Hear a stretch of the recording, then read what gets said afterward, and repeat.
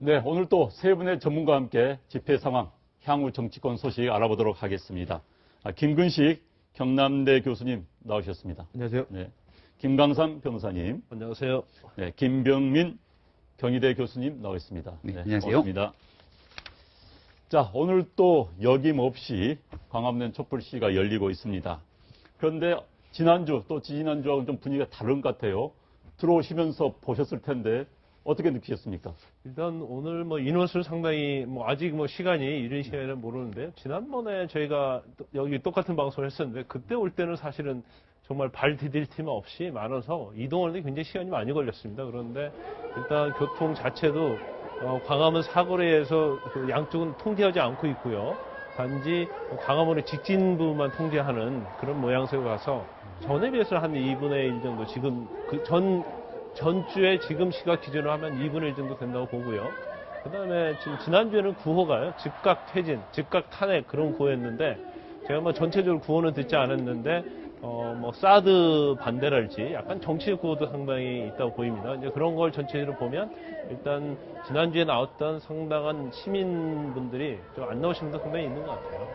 우리 김 교수님 어떻게 보셨습니까? 우선은 양쪽의 평가가 가능한 지금 그런 상황인 것 같습니다. 일종의 과도기적 상황 같은데요. 탄핵 소추가 가결됐기 때문에 일정한 승리라고 하는 좀 축제 분위기도 좀 보였던 것 같고요. 그래서 여전히 그 민심들을 이렇게 반영할 수 있는 일반인들의 참가도 여전히 제가 볼 때는 남아 있습니다. 젊은이들이라든지, 중고생들이라든지, 청소년들이라든지, 아니면 이렇게 어린 아이들 데리고 나온 부모님들 같은 경우, 그다음에 특히 이제 일반 가정주부들도 많이 눈에 띄기 때문에 여전히 이제 이 박근혜 대통령 탄핵과 그다음에 구속 내지는 퇴진, 즉각 퇴진이라고 하는 이런 정치적 민심에는 여전히 변동이 없는 것 같은데, 김 변호사님 말씀대로 거기에 이제 또 다른 어떤 게 지금 거기 끼어들고 있냐면 각각의 정책적 저항들이 이제 조금씩 나오고 있는 것 같아요. 그러니까 사드, 성주 국민들이 올라와서 하는 것도 있고, 그 다음에 또 성소수자에 대한 탄압 반대, 그 다음에 노동법 개혁 반대, 이런 등등의 이제 각각의 정책적인 반대와 저항들이 또 여기저기서 나오고 있어서 자칫 이 부분이 좀 잘못 정리되면 이 탄핵과 퇴진이라고 하는 이 국민적 요구가 조금 더 흐트러지면서 이른바 이제 국민들 사이의 논쟁이나 국민들 사이의 어떤 새싸움 비슷하게 이게 좀 분열될 가능성도 없지 않아 있지 않는가, 이런 생각들 좀 막 해봤습니다. 네, 김 교수님 어떻게 보셨습니까? 이제 본격적으로 탄핵 이후를 대비해야 될 때가 왔다라는 생각이 들고요. 많은 시민들도 아마 이러한 생각들에 좀 동조하는 부분들이 있지 않나라는 생각이 듭니다.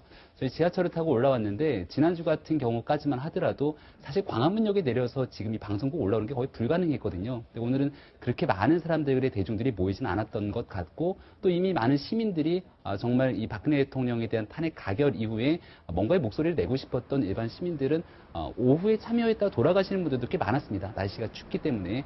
현재 바깥의 상황들을 보게 되니까 특히나 이제 많은 정당들에서도 정치적인 목적을 가지고 오셔서 집회하는 분들도 많이 계신 거고, 이런 상황들에서 이제는 우리가 탄핵 이후에 과연 대한민국을 어떻게 이끌어갈 것인지에 대한 고민들이 필요한 시점이고, 광장 민주주의를 통해서 대의민주주의가 갖고 있던 한계점을 나름대로 보완하는 측면들을 보여줬기 때문에 이제는 그러한 부분들을 받들어서 국민들을 더 이상 주말에 힘들게 하지 않고 여의도 정치권이 제 역할을 통해서 대의민주주의의 본질의 참 모습을 보일 때가 거의 온 것 같다라는 생각이 들었습니다. 오늘 이제 주장이 과거와는 다르게 좀 앞서 나간 부분들이 있고, 또 인파, 또 시위대의 수는 좀 줄어든 그런 측면이 있지요. 그런데 어찌됐든 지금 시청자 여러분께서 광화문에 모인 시위대, 촛불 시위의 모습을 보고 계십니다. 지금 이순신 장군 동상 뒤, 그리고 세종대왕 동상 앞 인근에 많은 시위대가 모여 있습니다. 지금 광화문 바로 앞에, 큰 길 앞에는 주 무대가 설치되어 있고요. 저기서 지금 진행과 함께 유명 가수들의, 유명 연예인들의 공연도 지금 이루어지고 있는 그런 상황입니다. 지금 광화문 세종대왕 동상 앞에 모인 시위대의 모습을 시청자 여러분께서는 보고 계십니다. 자, 오늘 이 집회가 또 열리기 전에 오후에는 보수단체 집회도 오늘 광화문 일대에서 열렸습니다. 저도 들어오면서 봤는데 생각보다는 또 많이 모였어요. 정말 구호는 정반대 구호를 외쳤습니다. 이 점에서는 어떻게 생각하십니까? 이건 탄핵이 어제 압도적으로 가결이 됐지만 아마 보수단체에서는 이전과 또 다른 모습을 좀 보일 수 있죠. 이제 탄핵까지 가결이 됐는데 과연 우리가 이런 집회를 해야 할 필요가 있느냐. 또 어차피 헌법 절차로 가고 있는데 또 헌법 이외의 방법으로 박근혜 대통령을 꼭 즉시해야 하느냐, 이제 거기에 대한 약간 반대적인 그러한 보수층의 생각이 좀 반영됐다고 봅니다. 그래서 사실 만약에 박근혜 대통령의 어떤 헌법이나 법률이 그렇게 명백하지 않았고 또 그 어떤 탄핵이나 하야에 대해서 상당히 양비론적, 그러니까 뭐 이렇게 비등비등하게 했다고 한다면 이게 굉장히 분란이 있었을 거예요. 그렇지만 이제 검찰 수사 결과도 마찬가지고 여러 가지 정황적으로 보면 탄핵 가결을 한 거에 대해서는 그렇게 국민의 어떤 여론 자체는 거의 뭐 굉장히 만족하는 이제 그런 상황인데, 거기에 비해서 이제 보수 집단 같은 경우에는, 보수단체 같은 경우에는 과연 탄핵까지 할 필요가 있느냐. 더군다나 4월 30일에 하야를 하겠다는 것도 어떻게 보면 명시적으로 발표를 했음에도 불구하고, 그래서 거기에 대한 반발에 의해서 이제 보수단체들이 집회를 하는 것으로 보입니다. 앞으로도 이 보수단체가 한편에서 집회를 하고 또 이제 일반 또 촛불 시위가 내가 시위를 하는 이런 양상이 계속 펼쳐질까요? 그러니까 이게 사실은 탄핵 소추가 가결된 것이고 이제 헌법재판소의 최종 결정이 남아있는 상태이기 때문에 요 기간 동안 사실은 가장 우리가 조심해야 될 것은 국민적 차원에서 분열입니다. 그 국민적 차원의 분열이 사실은 전체 나라를 힘들게 할 수 있기 때문에, 물론 지금 대세는 우리 대통령이 명백하게 헌법과 법률을 위반했다는 것이 대다수의 견해이고, 그것에 대해서 야당뿐만 아니라 여당도 상당히 많은 숫자가 거기에 동의하는 것으로 지금 드러나 있기 때문에 탄핵이 가결되고 그다음에 실제로 헌재에 가서 탄핵들이 최종 확정된 데까지는 제가 볼 때 별 이의는 없을 거라고 생각합니다. 문제는 그 이후에 이제는 탄핵 이후에 그림이 그리는지 이런 게 다 다르지 않습니까? 제가 오늘 보수단체가 좀 많이 모였던 건 저는 어떤 거냐면 6.25식이 이제 더 이상 이제 가시화된 거죠. 왜냐하면 탄핵은 됐다. 그럼 탄핵은 진행될 것 같은데 그 위에 그러면 이 탄핵 이후에 대통령이 내려온 다음에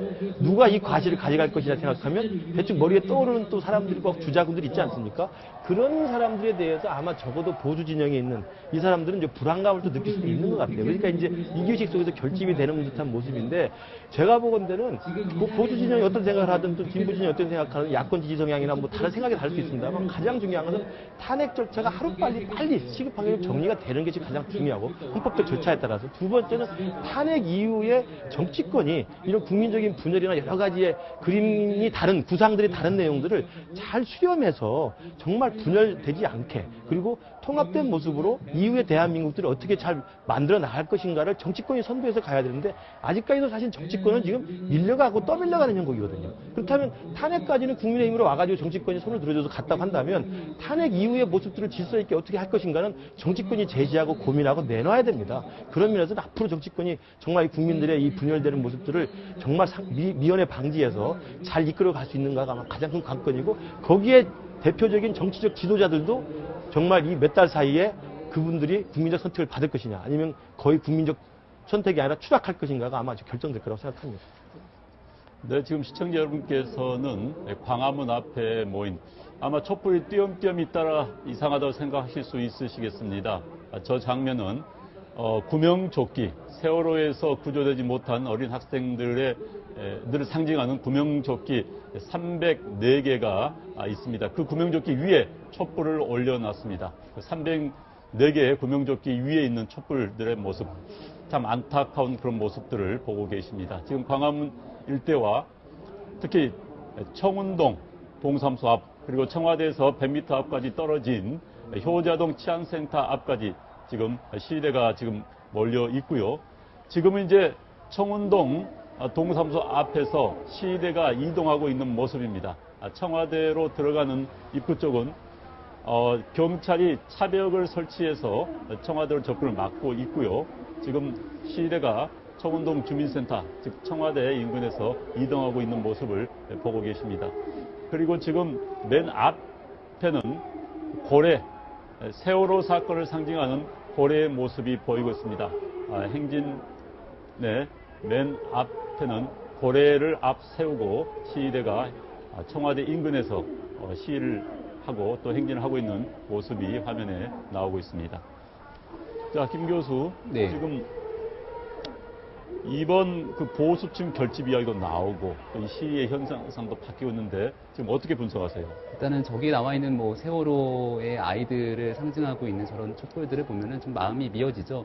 아마 어저께 탄핵 과정을 지켜보는 많은 국민들 입장에서도 특히나 지난 일주일 동안 있었던 세월호 7시간에서의 박근혜 대통령의 행적에 대해서 조리장의 증언이라든지 미용사의 증언이라든지 이런 부분들이 하나둘씩 밝혀지는 과정들이 국민적 정서를 조금 더 촉발시켰을 거라고 생각하고 그러한 여론의 방향들이 국회의 결정에도 영향을 좀 미치지 않았는가라는 생각이 듭니다. 특히나 이번 탄핵이 이루어지는 과정에서는 결국 박근혜 대통령이 가지게 되는 여러 가지 혐의들이 헌법을 위반한 행위와 법령을 위반한 행위들로 이루어지게 될 건데 과연 대통령직을 내려오게 만들 만큼 그렇게 준엄한 그 위법 행위를 저질렀는가에 대한 이제 판결이 있게 될 상황으로 보입니다. 그런 과정 속에서 대한민국 국민의 생명과 안전을 지켜야 되는 대통령이 저러한 모습들을 제대로 보이지 못했던 부분들에 대한 국민적 분노가 좀 컸던 것 같고 이런 상황들을 다 극복하고 뛰어넘어야 될 때가 저는 왔다고 생각하거든요. 탄핵이라는 절차를 국민들이 준엄하게 요구했고 여의도 정치권이 이걸 받아서 선택하는 순간 국회에서 가결된 탄핵은 최종 결정권인 헌법재판소의 판단, 심판을 기다릴 수밖에 없는 상황입니다. 그런 과정 속에서 조금 더 참을 수 없다라는 사실상 감정적인 문제를 가지고 다시 끌어내서 이거를 다시 정치의 놀이로 끄집어낸다라면 대한민국의 질서적인 측면이 무너질 수 있기 때문에 이제는 분노의 민심들을 좀 내려놓고 앞서 김근식 교수님께서 좋은 말씀을 해주셨지만 분노를 넘어선 통합과 화합의 길로 가기 위한 여야 정치권의 역할이 그 어느 때보다 중요하거든요. 그래서 보수 진영에서도 하고 싶은 목소리들, 이야기들이 많을 겁니다. 뭐 진보 진영에서도 많을 거고요. 그런 내용들의 목소리를 좀 내려놓고 차분하게 헌재 심판을 지켜보면서 피할 수 없는 조기 대선 국면에서의 미래 정치로 나가는 과정에 대한 그런 노력들이 굉장히 중요해지는 상황인 것 같습니다.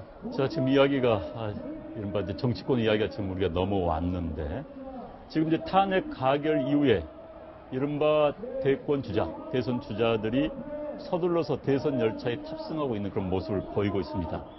지금 어찌됐든 지지도에서 가장 높은 지지도를 보이고 있는 후보라고 할까요?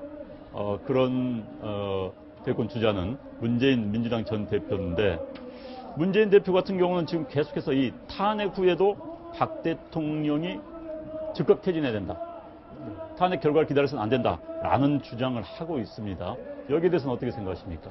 일단 탄핵 가결이 됐어요. 그러면 사실은 국회는 할 일이 끝났다고 볼 수 있는 겁니다. 법적으로는. 그런데 이게 탄핵이 가결이 된다면 만약에 국회 자체가 그대로 있다고 한다면 근데 결과적으로는 탄핵의 헌법재판소가 어떻게 하느냐에 따라 달라지겠지만 결과적으로 조기 대선으로 갈 수밖에 없는 상황이 되거든요.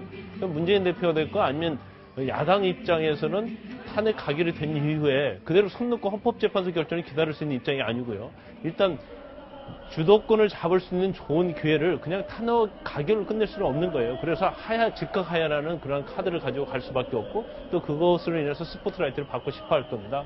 특히 문재인 대표는 어떻게 보면 그 대선 주자의 1위로 돼 있는데 하야가 되면 빨리 되면 될수록 어떻게 보면 대선에서 어떤 유리한 고지를 점령할 수 있다는 그런 생각이기 때문에 되도록이면 헌법재판소 결정도 빨리 나오길 바랄 것이고 또 그 전에 박근혜 대통령이 자진해서 하야했을 때 어떤 대선에서 유리한 국면을 생각하지 않을 수 없을 거예요. 그래서 제가 말씀드린 것처럼 두 가지 측면을 봅니다. 하나는 계속적으로 탄핵 정국을 주도적으로 이끌면서 어떤 주도권을 잡으려고 하는 그런 거 하나 하고요. 그 다음에 두 번째는 대선을 빨리 시작을 해서 현재의 어떤 상황을 유력에 이끌어가서 대선에서 반드시 집권하려는 그런 의도를 가지고 있다고 봐야 한다고 봅니다.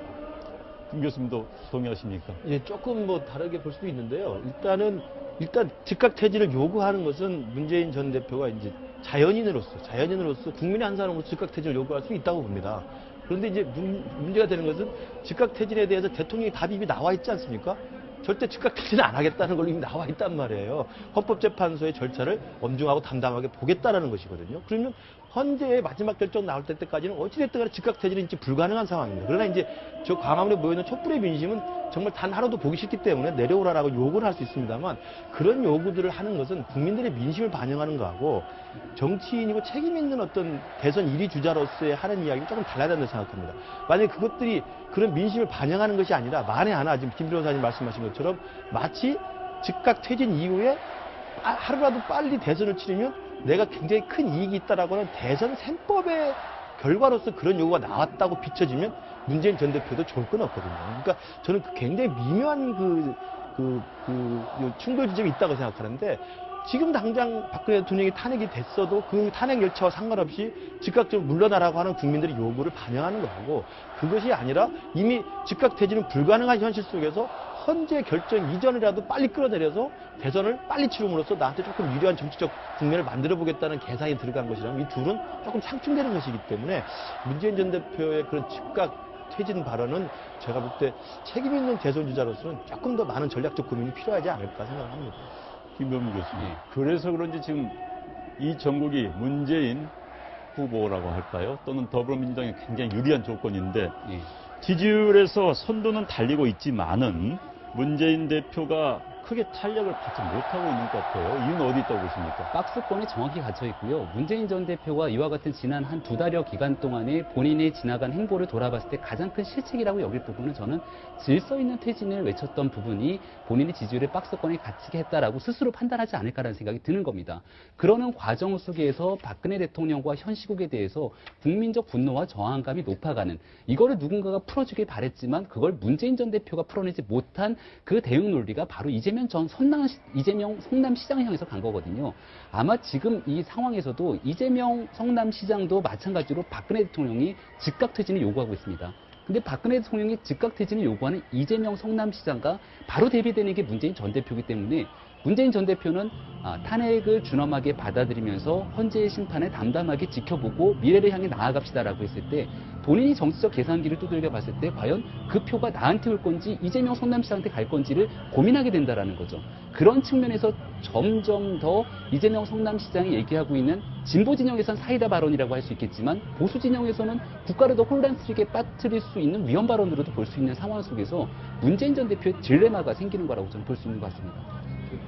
네. 일단 문재인 대표의 어떤 마에서는 한 20% 플러스 마이너스인 것 같아요. 그런데 그 이유를 우리가 생각해 볼 필요가 있는데 사실 어떻게 보면 최순실 게이트였던 국정농단 또 이 탄핵 정국에서 야당의 대권주자 1위로서 보여줄 수 있는 어떻게 보면 자기의 리더십을 보일 수 있는 조례의 기회였어요. 그렇지만 더불어민주당의 상승세는 굉장히 35%까지 올라가지 않았습니까? 그런데 문재인 대표는 계속 20%단 말이에요. 그 이유는 여러 가지 있겠지만 일단 문재인 대표를 지지하는 지층은 딱 한정이 돼 있다고 봅니다. 예를 들어서 송민수 회고록 사건이 터졌을 때 문재인 대표의 어떤 그 안보에 대한 그러한 시각이 어떠냐에 대해서는 상당히 마이너스가 될 수 있는데도 불구하고 계속 20% 18% 왔다 갔다 했단 말이에요. 그리고 사실 탄핵 정국에 있어서 지금 이런 상황이 계속 간다면 문재인 대표도요, 더불어민주당의 지지도처럼 적어도 30%는 넘어야 한다고 봅니다. 그렇지만 전혀 상승하지 않고 있거든요. 이거 자체는 결국 문재인 대표를 지지하는 지지층은 딱 한정되어 있다는 거고요. 그 다음에 외연 확장을 전혀 못하고 있다는 것을 의미한다고 봅니다. 그래서 사실 지금 대선 주자로서 1위는 맞지만 이게 최종적으로 갔을 때는 과연 1위를 할 수 있느냐. 저는 개인적으로 얘기할 때 딱 2위 하기에 좋은 그러한 지금 지지도를 얻고 있다. 그래서 문재인 대표는 이 한계를 반드시 벗어나야 하고요. 또 더불어민주당도 마찬가지인데 이런 면을 한번 지적하고 싶어요. 지금 박근혜 대통령이 사실 국정농단이랄지 최순실 게이트에서 저렇게 많은 데미지를 입고 탄핵까지 당한 것은 결국 친박이라는 패거리 정치 때문에 그런 거거든요. 그런데 이게 만약에 대선이 가게 되면요. 국민들 보는 입장에서 또 친노나 친문이라는 패거리라는 것들이 또 이슈화 될 수 있습니다. 그 부분을 문재인 대표에게 어떻게 봉합을 하고 또 친노나 친문에 한정된 어떠한 대선 운동이 아니고 외연을 얼마나 확장해서 다른 민주당 내 또는 국민당을 지지했던 그런 세력들을 어떻게 모으냐에 따라서 대선에서 어떤 집권이 되느냐 안 되느냐 승리할 수 있느냐 없느냐 결정되는 것이지 이 상태로 가면 외형적으로는 1위지만 결국 대선에서 이기는 쉽지 않다 그렇게 봅니다. 네, 지금 광화문 광장에 모인 시민들 촛불 시위대의 모습을 보고 계십니다. 오늘 7차 촛불 집회는 저녁 잠시 뒤인 6시부터 본행사가 열립니다. 지금 시민들은 광화문 광장 일대 그리고 청와대에서 가까운 효자동 치안센터 그리고 청운동 주민센터 인근에 지금 몰려 있습니다. 청와대 바로 앞에 있는 사랑차 앞에서는 시민들이 자유 발언을 하면서 함께 대화를 나누는 모습도 지금 보이고 있고요. 광화문 일대에는 지금 10만 명이 넘는 주최 측 추산으로는 한 20만여 명의 시민들이 모여서 6시부터 시작되는 본 행사를 준비하고 있습니다. 오늘 본 행사에서는 가수 이은미 씨 그리고 권순원 씨인가요? 가수들 또 연예인들이 나와서 공연을 펼치게 될 예정입니다. 자, 이제 헌재 이야기를 한번 해보죠. 공은 헌재로 넘어갔습니다. 먼저 세 분한테 아주 기본적인 이야기 한번 여쭤볼게요. 헌재에서 인용이 된다고 그러죠. 예. 대통령 파면을 시킨 거 좀 어려워요, 표현들이. 그러니까 소추안을 헌재에서 그냥 가결시킨다. 이거 이제 그렇게 표현을 해보겠습니다. 쉬운 말로. 그걸 받아들인다. 세 분은 받아들인다, 받아들이지 않는다. 대통령을 파면한다, 파면하지 않는다. 어느 쪽이십니까? 세 분. 저는 일단은 지금 분위기나 이제 그 박근혜 대통령한테 지금 그 씌워져 있는 책임을 묻는 그 내용들에 대해서 국민적인 일정 정도의 저는 공감대가 형성되어 있기 때문에 헌법재판관들의 개인적인 무슨 신념이나 자기의 그 이념적인 속신과 상관없이 이 굉장히 빠른 시일 내에, 굉장히 신속한 시일 내에 이 부분을 저는 인용으로 저는 결정이 날 거라고 생각합니다. 왜냐하면 첫 번째가 이 헌법재판소라는 데가 사실은 우리가 그렇게 생각해야 됩니다. 헌법에 대통령이 현직에 있을 때 형사상 소추를 못한다고 돼 있지 않습니까? 그리고 형사상 소추를 못하는 대신에 현직에 있는 현직 대통령을 그러니까 법률적으로 소추할 수 있는 유일한 기관이 이제 국회가 돼 있기 때문에 탄핵 절차를 밟아가는 거거든요. 그러니까 국회가 하는 것은 뭐냐면 정치적 기소를 하는 겁니다. 법률적 기소는 불가능하지만 정치적 기소를 하는 것이고 대통령이라는 또 하나의 선출된 권력과 똑같이 또 하나의 선출된 권력이 의회 권력이기 때문에 대통령에 대한 범죄 행위를 검사가 할 수는 없지만 또 다른 선출된 권력인 국회에서 정치적으로 소추를 해서 기소를 하는 것이 이제 바로 탄핵을 하는 것이기 때문에 재판관들이 이것을 막 법리적으로 문자를 따져가지고 이게 직권남용이 있느냐 뇌물이 있느냐 이걸 따지는 것은 중요하지 않습니다. 정치적 재판을 해줘야 되는 겁니다. 왜냐하면 정치적 기소에 대해서 정치적인 결정을 내려줘야 되고 그 정치적 결정은 국민들의 뜻 그리고 국민들이 지금 혐의를 묻고 있는 대통령의 헌법 위반과 법률 위반에 대한 자기들의 상식적 판단을 하면 되는 거거든요. 저는 그런 의미에서 본다면 지금 그분들이 뭐 보수 성향이나 어쩌다 이렇게 하더라도 저는 굉장히 빠른 시일 내에 그리고 왜냐하면 이게 헌재에서 인용기간이 길면 길어질수록 국정 공백이 커지지 않습니까? 그리고 그 이후에 또 선거를 당장 치러야 되기 때문에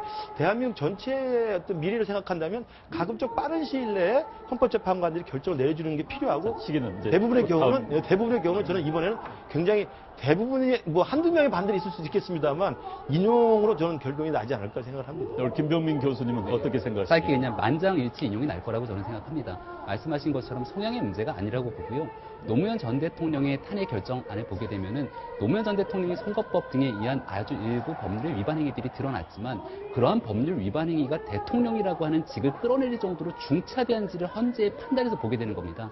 하지만 이 박근혜 대통령이 현재 갖고 있는 여러 가지 혐의는 말 그대로 국민이 위임한 권력을 특정 사인인 최순실 씨에게 재위임을 시키면서 국정을 농단한 행위 자체가 이러한 사항들이 사실상 탄핵이 인용되지 않는다라면 추후에 어떤 대통령의 행위들이 탄핵에 인용이 되겠습니까? 저는 그러한 상황 때문에 아마 만장일치로 탄핵 인용이 받아들여질 거다라고 생각합니다. 자, 법률 전문가신 김 변호사님 어떻게 생각하십니까? 저는 뭐 인용될 거라고 확신하고 있습니다. 확신이요? 예, 예. 네. 근데 두 가지 측면에서 봐야하는데 일단 법적인 측면에서 봐야죠. 법적인 측면에서는 결과적으로 지금 헌법 위배와 법률 위배가 돼 있는데 지금 검찰의 공소장에도 공범으로 기재되어 있지 않습니까? 근데 사실 2004년 노무현 대통령 때는 단지 선거관리위원회의 어떤 해석 정도에 불과했음에도 불구하고 그 당시 뭐 심리기랄지 이제 그런 것들하고 이제 비교될 수 있는 사안은 아니다고 봐요. 더군다나 검찰에서 피의자로 입건을 했기 때문에. 그런데 사실 헌법재판소의 재판관들이 법률가입니다. 법률가. 그래서 이게 어떤 통진당 해상 같은 경우는 좀 어떠한 보수나 어떤 이념적인 면이 영향을 미칠 수 있겠죠. 그렇지만 이 박근혜 대통령의 어떤 탄핵 사유는요, 헌법이냐 법률 위배냐 그 문제에서 엄격히 판단해보면 이게 당연히 헌법 위반 법률 위반이 명백해요. 그러면 법조인으로서 법관의 양심으로서 이 부분에 대해서 사실은 찬성을 안 할 수는 없다고 봐요. 그 다음에 두 번째는 아까 김근식 교수님이 말씀하신 것처럼 이제 헌법재판소는 정치기관이단 말이에요. 그래서 정치적인 면을 고려하지 않을 수 없어요. 그래서 국민의 뜻도 그렇고 또 어떤 국정 공백이랄지 이런 문제들 전체적으로 있기 때문에 충분히 더군다나 국회는 국민이 뽑은 기관이고 국회에서 가결을 했기 때문에 법적인 측면이든 정치적인 측면이든 헌법재판소는 이거에 대해서는 인용을 할 수밖에 없다 저는 그렇게 봅니다. 자, 이제 세 분 다 의견의 일치가 대통령에 대한 헌재 결정은 인용이다. 쉽게 말해서 대통령의 파면 결정을 내린다. 대통령에 대한 파면 결정, 그러니까 인용을 하는 순간, 파면 결정하는 순간 대통령 선거가 두 달 안에 펼쳐집니다. 근데 그 전에 그러면 인용을 언제 할 것인가, 결정 언제 할 것인가 이건데 또 한번 제가 세 분께 여쭤보겠습니다. 간단히 뭐 이제 여러 가지 썰이 있어요. 1월 31일에 박한철 소장이 퇴임을 하기 때문에 1월 30일 이전에 할 것이다. 또는 3월 13일에 이정미 헌재 재판관이 퇴임하는데 그 이전에 할 것이다. 또는 뭐 대통령이 4월 30일까지 퇴진한다고 했기 때문에 뭐 그 이전에 할 것이다. 또는 뭐 이제 6개월을 다 채워서 12월 10일이기 때문에 6개월의 훈시 조항을 채운다면 또 한 5월 10일이 되거든요. 그때 할 것이다. 썰이 여러 개가 있습니다. 세 분께 어려운 질문 던져보겠습니다. 자, 먼저 변호사님부터 답변해 주시죠. 언제 헌재가 결정을 내릴 것 같습니까? 저는 적어도 박한철 헌법재판소장이 그만두는 1월 31일 전에 아마 결정될 가능성이 크다고 보고요. 만약에 그때가 안 되면 그 다음에 3월 13일 이전에는 날 거라고 봅니다. 그 이유가 여러 가지 있겠지만요. 일단 헌재에서도 지금 헌법재판 소추 의결안이 접수된 듯이 바로 심리 절차에 들어갔잖아요. 그래서 지금 답변서도 사실은 좀 시간을 둬야 하는데 16일까지 답변서를 내라고 그랬어요. 그것은 헌법재판소도 이게 엄중한 사태이기 때문에 이대로 국정의 어떤 공백을 가져갈 수 없기 때문에 빨리 결정을 내겠다는 그런 취지고요. 그 다음에 사실 헌법재판관이 9명이 있는데 그 나중에 박한철 재판소장이 그만두고 이정미 재판관이 그만두고 그러면 7명밖에 남지 않습니까? 그러면 그중에 만약에 한 명이라도 불참하게 되면 헌법재판소 구성원이 안 돼서 아예 심리자체도 못할 수 있는 경우가 생겨요. 그런데 사실 9명인데 8명이 찬성하냐 반대하냐 이거 모양새 좋지 않고요. 더구나 7명 가지고 하는 것 자체는 어떤 여기에 명분이랄지 권유를 주는 데 있어서도 굉장히 문제가 있다고 생각해요. 그래서 어떠한 형식이든지 지금 사실 헌법재판관 자체가 뭐 대통령이 임명했느냐 임명하지 않느냐에 너무 신경 쓸 필요가 없고요. 적어도 헌법재판소 자체에서는 계속 이 심리를 하면서 헌법재판관들이 7인 이상이 모여서 회의를 하게 되거든요. 그러면 거기에서 방향이 결정이 될 겁니다. 그럼 적어도 우리가 빨리 해서 헌법재판관이 공석이 아닌 상태에서 결정을 하자. 더군다나 공석이 되면 지금 황교안 총리가 권한대행을 하고 있기 때문에 또 헌법재판관을 임명하는 데서 문제가 있을 수 있기 때문에 헌법재판소 자체는 서로 협의에 의해서 1월 31일 이전에 결정을 내자 이런 방향으로 갈 가능성이 크다고 봅니다. 김무식 교수님. 저도 마찬가지입니다. 일단은 지금 말씀하신 거 기본적으로 동의하고 거기 하나 덧붙인다면 민심이라는 게 또 있습니다. 지금 모여 있는 게 이제 어제 이제 이 탄핵 소추가 가결됐기 때문에 많은 국민이 나와서 다시 또 광화문에서 모여서 이제 즉각 퇴진과 또 탄핵 가결 자체를 좀 승리 축제 분위기가 있는데 만약에 헌법재판소에서 이 부분을 굉장히 질질 끌면서 시간을 좀 끄는 듯한 인상을 보여줬다 치면 제가 볼 때 이 성남 민심은 다시 안국동에 있는 한 헌법재판소 앞으로 갈 거라고 생각합니다. 거기는 뭐 10만, 20만만 모여도 사실 꽉 차거든요. 그러니까 저는 국민들의 민심 자체가 하루빨리 이 부분을 마무리해서 그 범죄자로 지금 되어 있는 대통령을 빨리 현직에서 끌어내리자라는 것이 대부분의 민심이고 거기에 대해서는 탄핵 이후에 누가 대통령이 되는가를 유불리로 떠나가지고 80% 이상의 국민들이 찬성하고 있는 거 아니겠습니까? 그렇기 때문에 시간 끌기 모습은 저는 절대 국민들이 용납하지 않을 거라는 생각이 들고요. 두 번째 말씀하신 것처럼 저는 그 부분이 굉장히 중요한 포인트로 1월 30일 이전에 된다고 생각하는데 9명이 다 있을 때 해줘야만 이 중차대한 대통령의 직무를 끌어내리는 대통령을 파면을 결정하는 이 중차대한 결정을 결혼이 있는 상태에서 한다는 것은 사실은 정당성이나 헌법재판소의 결정의 권위라든지 이런 측면에서 좀 문제가 있을 수 있어요. 그러니까 그분들도 생각해보면 9명이 다 있는 기간 안에 얼른 이 부분을 정리해주는 것이 현재 스스로의 정당성과 권위에도 도움이 되기 때문에 저는 결혼이 생기기 전에 1월 30일 이전에 끝낼 수 있지 않을까 또 끝내야 되지 않을까 생각합니다. 네, 시청자 여러분께서는 지금 마치 콘서트 공연장을 보는 듯 착각하실 수도 있으시겠습니다만은 광화문 광장에서 가수 권진원 씨가 공연을 하는 본 집회 시작돼서 무대에 올라서 공연을 하는 그런 모습을 보고 계십니다. 자, 우리 김병민 교수님도 저는 어떻게 생각하십니까? 똑같은 의견을 얘기하기보다는 좀 다른 반대되는 의견을 얘기 드리고 싶은데요. 일단은 이 헌재 판결 심판이라는 것은 저는 역사의 기록이라고 생각을 합니다. 과거 이제 노무현 전 대통령의 탄핵 같은 경우가 한 60일이 조금 넘게 걸리는 기간이었는데 그 당시만 하더라도 국민의 78% 이상이 탄핵을 반대하고 있었죠. 그런 과정 속에서 노무현 전 대통령에 대한 혐의도 굉장히 협소한 혐의였습니다. 그럼 굉장히 짧은 기간 안에 모든 것들을 정리할 수 있는 여건이 충분히 있었음에도 불구하고 하나하나 조목조목 역사의 기록에 남기기 위한 기간이 2달여가 걸렸다라는 거죠. 지금 이 최순실 국정농단 사건에 연루된 박근혜 대통령에 대한 탄핵소추안에 대한 혐의 내용을 보게 되면 헌법과 법률을 위배한 행위들이 어마어마합니다. 이 내용들을 단순하게 한두 건을 가지고 정리할 수 있는 내용들이 아니라 저는 인용은 당연한 거라고 보지만 그 조목조목 한 조항조항 하나에 대한 헌재 심판관들의 헌재 구성원들의 그런 판결문들이 너무나 중요하다고 생각하거든요.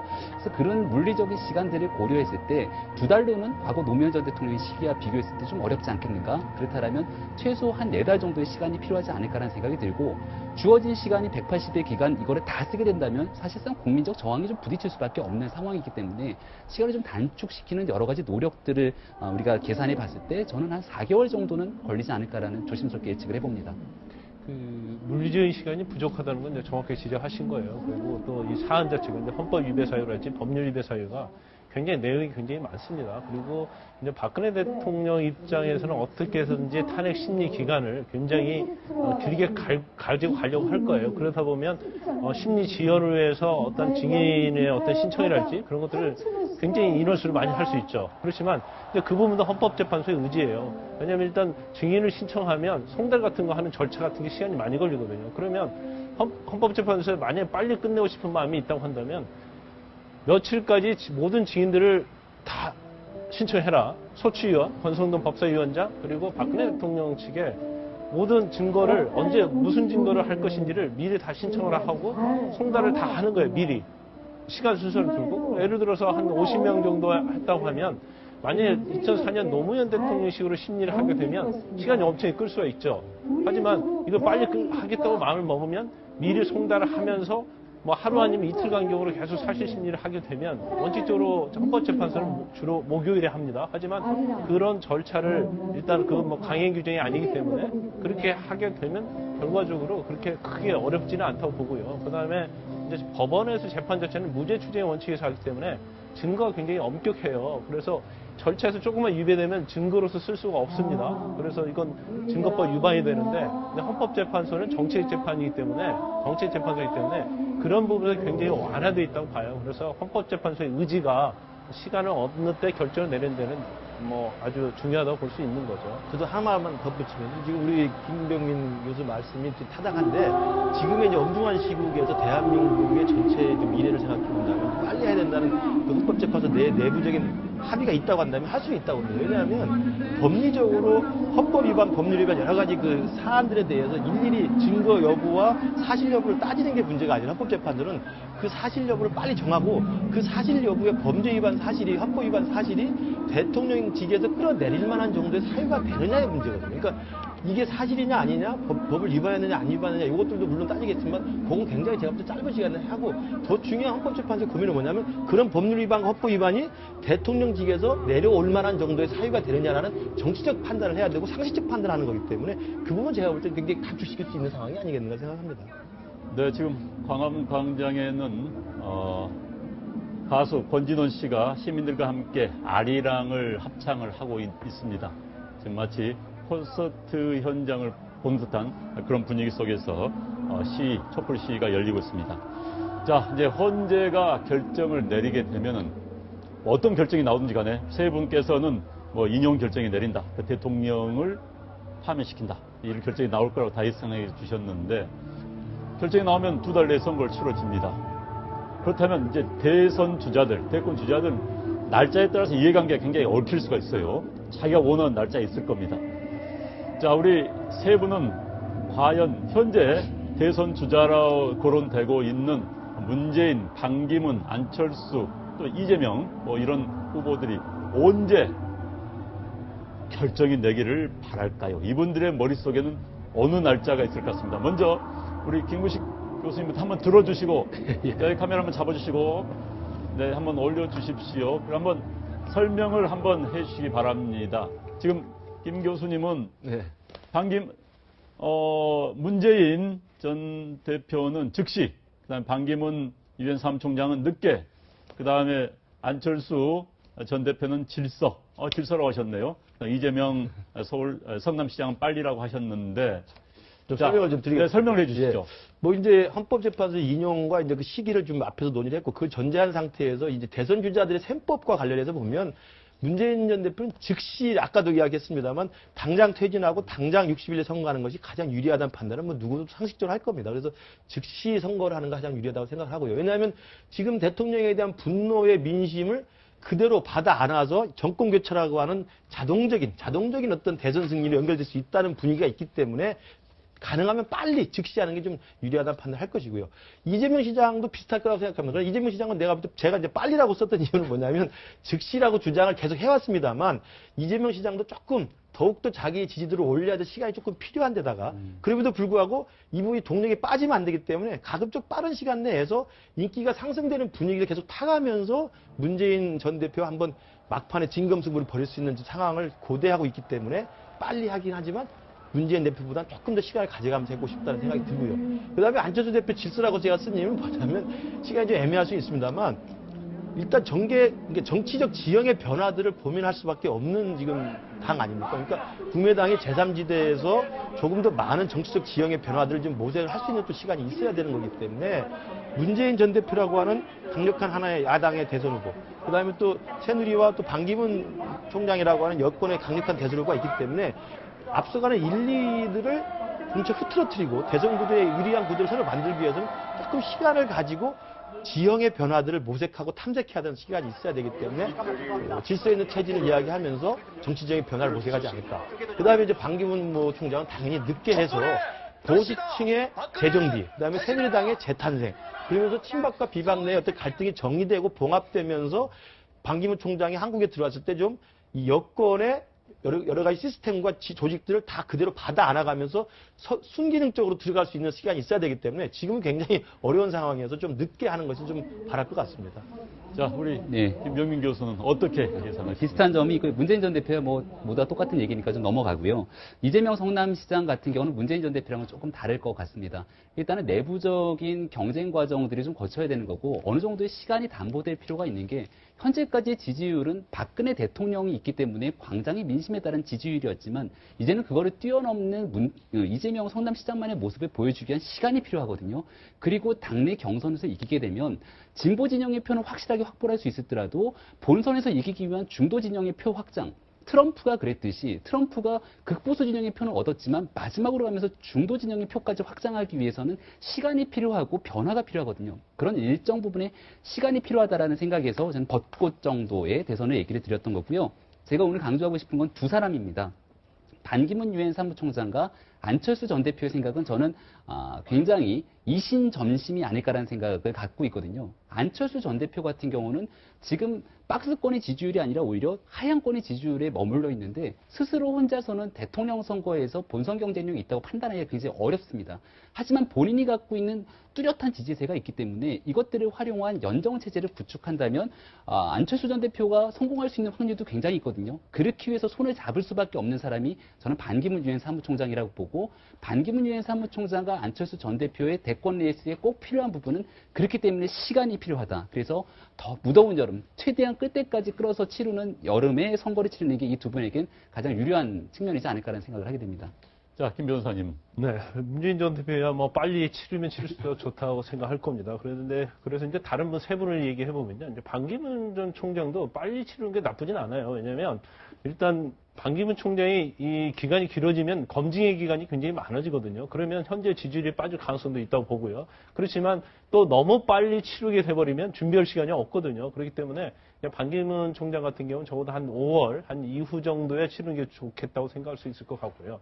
그런데 안철수 의원 같은 경우는 사실 지금의 상황으로 보면 대권에 갈 수 있는 그런 상황이 아니라고 봐요. 특히 국민의당의 어떤 지지와 또 안철수 자체의 어떤 그런 힘을 가지고 대권을 끝까지 갈 수 있는 그런 상황이 아닌데 결과적으로 안철수 의원은 어떻게든지 비박이 됐건 아니면 중도 보수와 합종 연행을 해서 거기서 대선 주자들과 경선에서 거기서 대선 주자 대표를 뽑힌다고 한다면 결과적으로 대선에서 굉장히 경쟁력이 있다고 보지만 현 상황에서는 이제 그럴 가능성이 많지 않다는 거죠. 그러면 안철수 의원 같은 경우는 좀 더 대선의 기간이 좀 많이 길어질수록 자기 어떤 세력과 같이 또 경선을 하든지 아니면 합종 연회에서 세력을 키울 수 있는 시간을 좀 벌을 것이라고 보고요.